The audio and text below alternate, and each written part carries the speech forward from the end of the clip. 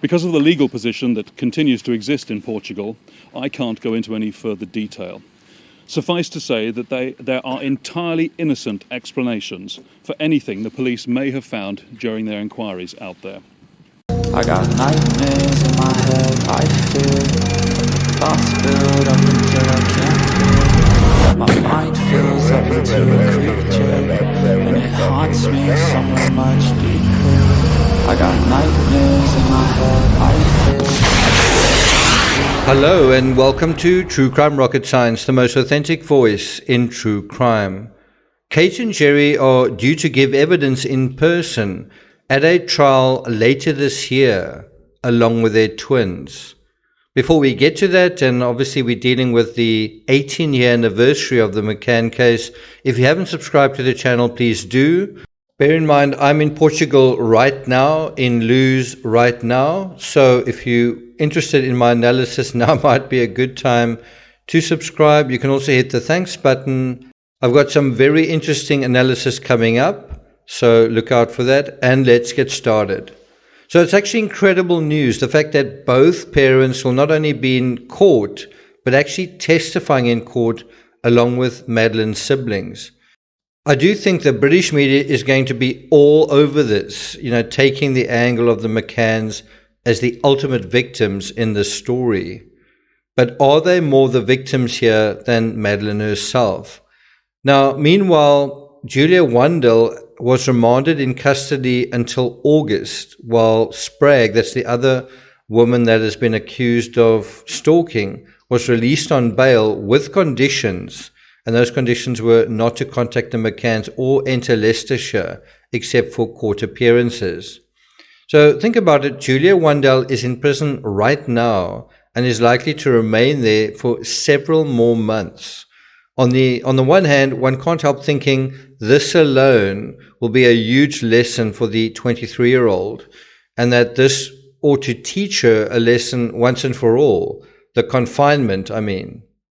On the other hand, at the end of this episode that she's going through, Julia will be getting what she always wanted, an audience of sorts with the McCanns, and a captive audience watching at the same time. If Julia is motivated by wanting attention, well, she's certainly getting it. Meanwhile, we know where we are today. Today is the 18th anniversary of little Madeleine's disappearance, and the British police will be on hand this weekend to protect Kate and Jerry McCann at a prayer vigil marking the 18 years since Madeleine vanished. And this is according to the media, and it's within this context of chilling stalking fears. Are there any other stalkers out there? The question is this justified? It's hard to imagine it's not, given the rising stakes of late. This idea that while Madeleine is missing, well, Julia is Madeleine, right? And while Julia is insisting she's Madeleine, the prime suspect in this case is about to walk free. I'm talking about Christian Bruckner. So, in a sense, this case is more unsolved. It's more unsolved more than ever, isn't it? 18 years later, the mystery surrounding it seems to be more mysterious than ever, doesn't it? The focus must be the child at the very centre of all this, Madeleine. The task is simple, to find her and to understand why she has disappeared. Now, according to the Daily Mail, the extraordinary security measure comes after the couple were allegedly targeted by two women, one of whom bizarrely claimed to be Madeleine herself. Well, we know one woman is already safely behind bars. So is the other woman, a 6-year-old, really an imminent threat? Probably it's a question of rather safe than sorry. The Daily Mail continues to note last year the parents were forced to pull out of the annual event in Rothley, Leicestershire, after Polish woman Julia Wandel, 23, reportedly turned up uninvited at their family home. Now, it is interesting that last year, Julia seemed to make some sort of attempt to reach out to them, and it led to them, the McCanns, simply not turning up to their own vigil.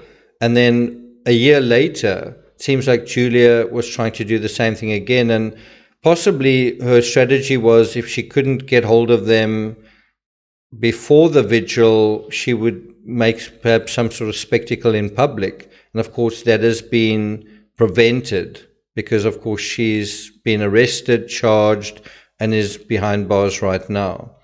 So if the vigil proceeds as usual, one wonders whether the announcement at it this year will be any different. Also, will the media be covering it? Are they allowed to? To suggest that they somehow harmed Madeleine, accidentally or otherwise, is as ludicrous as it is nonsensical.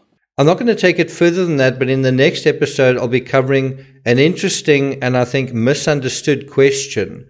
How wealthy were the McCanns in May 2007 when the incident occurred?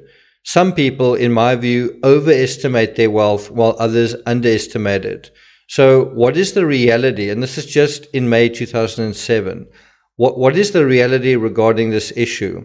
And why does it matter? Well, we'll be looking into that in the next episode. In the next forthcoming episodes, we'll be on the ground in Praia da Luz, looking at the geography, the landscape, the outlay, and trying to figure out some of the intricacies of this case. I'm going to play out with some sights and sounds of Nazaré in Portugal. It's an area north of Lisbon, which has some huge waves. I'm going to just show you some of the incredible footage that I took while I was there. Thank you for listening, and I'll see you guys next time.